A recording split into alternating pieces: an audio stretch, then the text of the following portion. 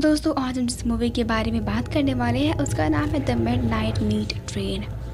ये मूवी 2008 में रिलीज़ हुई थी। मेरी पिछली वीडियो को देखना ना भूलें, जिसका लिंक आपको आई बटन में मिल जाएगा। फिल्म के स्टार्टिंग सीन में हम एक आदमी को देखते हैं जो कि रात में ट्रेन से कहीं जा रहा था।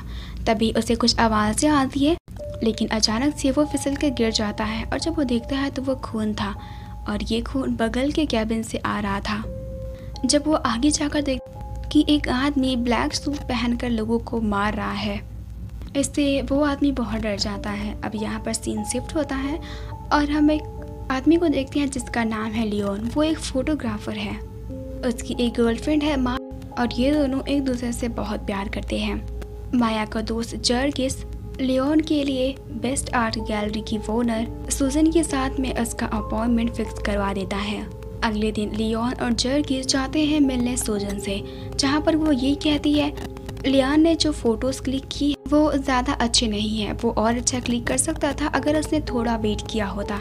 तो अगर वो ऐसा करे तो वो सुजन के साथ काम कर सकता है, अदरवाइज नहीं।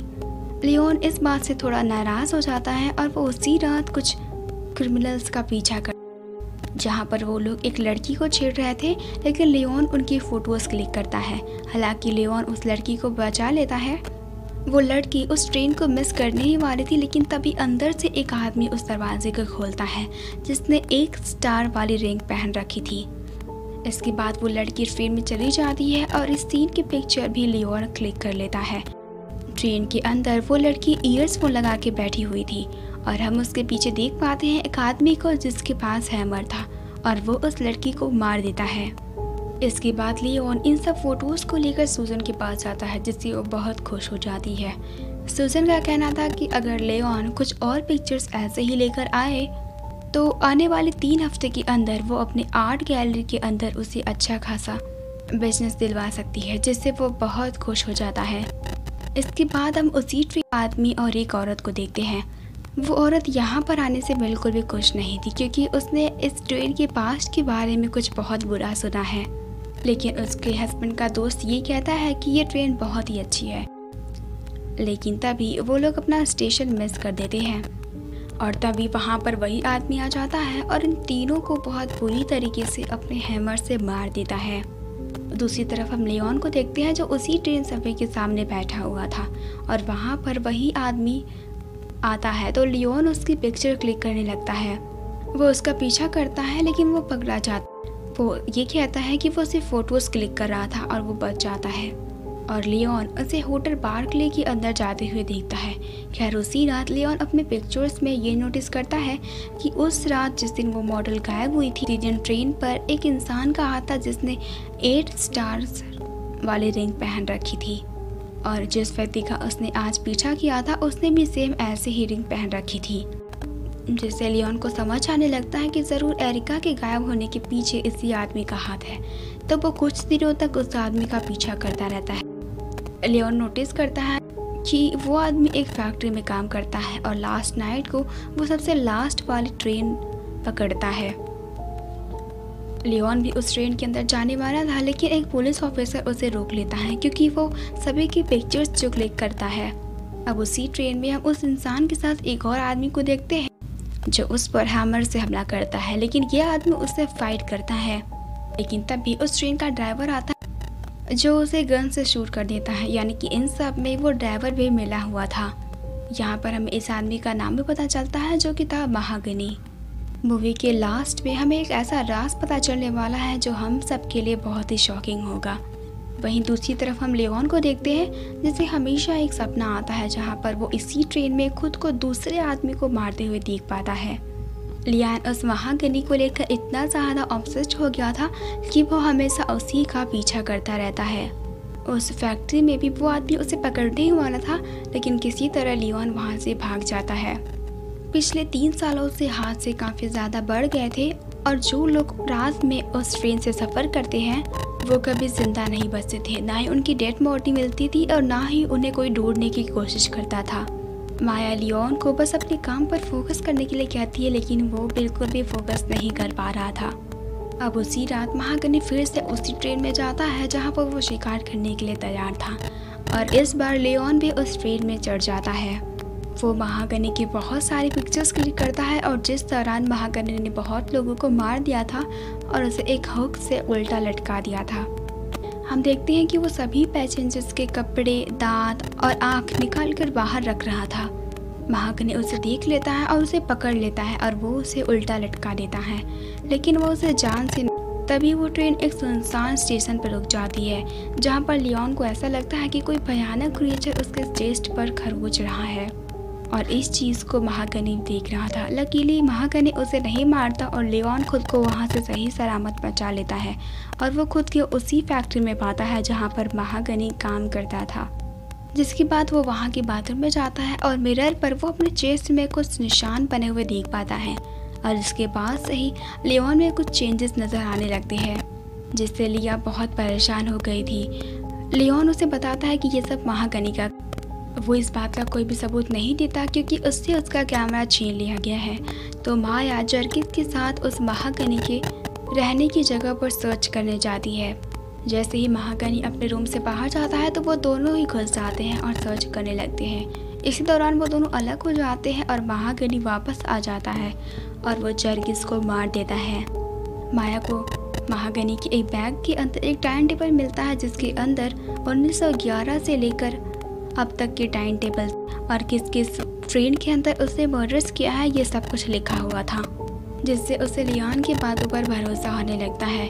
जिसके बाद वो लिन हैडले जो कि एक डिटेक्टिव थी उसके पास जाती है, लेकिन वो उसकी बातों पर भरोसा नहीं करती। लिन उससे ये कहती, महागनी ने ये रिपोर्ट की है कि तुम्हारे पास उसकी डायरी है जो उसे चाहिए। तो माया यहाँ पर ये कहती है कि वो डायरी जर्किस के पास है, तो इससे पहले उन्हें उसे ढूंढना होगा।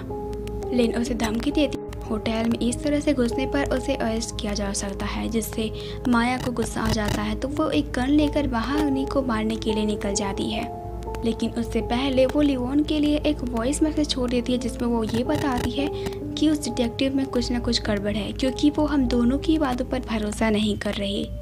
अब एक तरफ माया उस ट्रेन के अंदर चली जाती है करीब 2:06 पर। वहीं दूसरी तरफ लियोन सब कुछ छोड़कर महागनी को पकड़ने के लिए तैयार हो जाता है। माया ट्रेन के अंदर जाती है और वो जर्किस को बुरी हालत में देखती है जिसे उल्टा लटकाया गया था। माया उससे यहाँ पर माफ़ी मांगती है क्योंकि उसी की वजह से वो वहाँ पर गया था।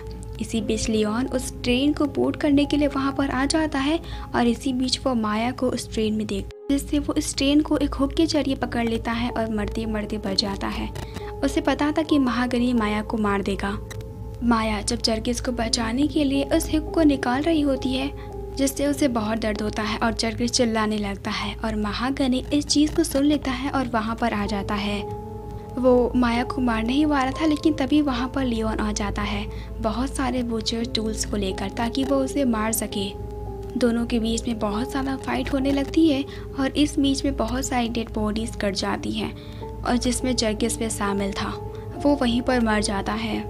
फाइटिंग के दौरान लियोन किसी तरह महागनी को नीचे फेंक देता है और वो माया को हक करता है कि वो ठीक है।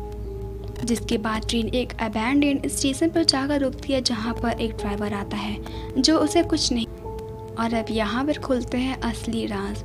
वहाँ पर हम कई सारे अजीब क्रिएचर्स को देखते हैं जो कि इंसानों के मीट को खा रहे थे और ये सारे मर्डर्स इन्हीं के लिए किए गए थे।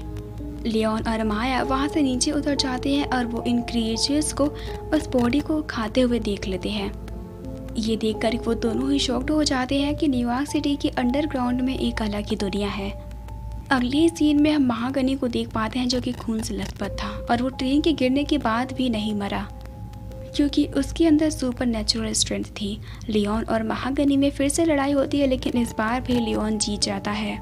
यहाँ पर हम एक चीज़ देख पाते हैं कि महागनी के चेस्ट पर भी सेम वही निशान था जो इस क्रिएचर ने लियोन के चेस्ट पर दिया था और लियोन उसे एक गले में एक रॉड घुसाकर मार डालता है। और तभी महागनी उससे ये कहता है कि टेक दिस और वेलकम।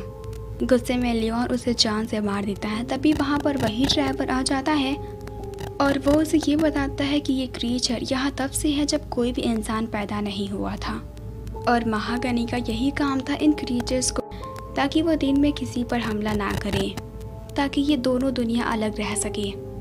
यानी कि इंसानी दुनिया को बचाने के लिए कुछ लोगों का सेक्रीफाइस दिया जा रहा था और यही कारण था उसमें वो डिटेक्टिव लिन भी मिली हुई थी और वो सारे केसेस को दबा दिया करती थी। ड्राइवर यहाँ पर ये भी कहता है कि महागनी को समझ में आ गया था कि अब उसके अंदर और ताकत नहीं है और इसीलिए उस क्रिएचर ने तुम्हें चुना है, यानी कि लियान को।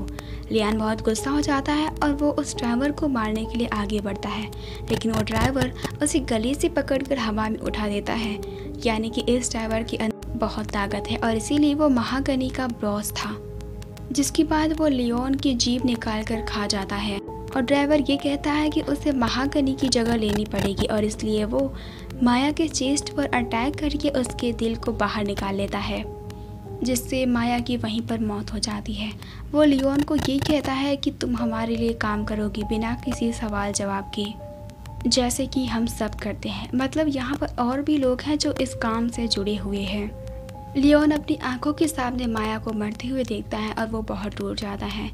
अगले ही सीन में हम डिटेक्टिव लिन को ये सब न्यूज़ टीवी पर देखता हुआ देख पाते हैं। उसने सभी बातें दबा दी कि इस ग्रुप में बहुत बड़े बड़े लोग जुड़े हुए थे। इसके अगले सीन में हम उसी किलर को देख पाते हैं जो कि लास्ट ट्रेन पकड़ता है और उसके हाथ में भी 8 स्टार वाले रिंग था जो कि इससे पहले महागनी पहना करता था। और इस ट्रेन में हम उसी आदमी को जिसे हमने मूवी के स्टार्टिंग सीन में देखा था। अचानक से ही ये किलर रुक जाता है और पीछे देखता है और हम देख पाते हैं कि ये किलर कोई और नहीं बल्कि लियोन है, यानी कि शुरुआत के सीन में जो सबको मार रहा था वो लियोन ही था। और इसी के साथ ये मूवी यहीं पर ख़त्म हो जाती है। दोस्तों, अगर आपको मेरी ये वीडियो पसंद आई तो मेरे चैनल को सब्सक्राइब करके बेल आइकन को दबाएं ऐसी और भी वीडियोस देखने के लिए।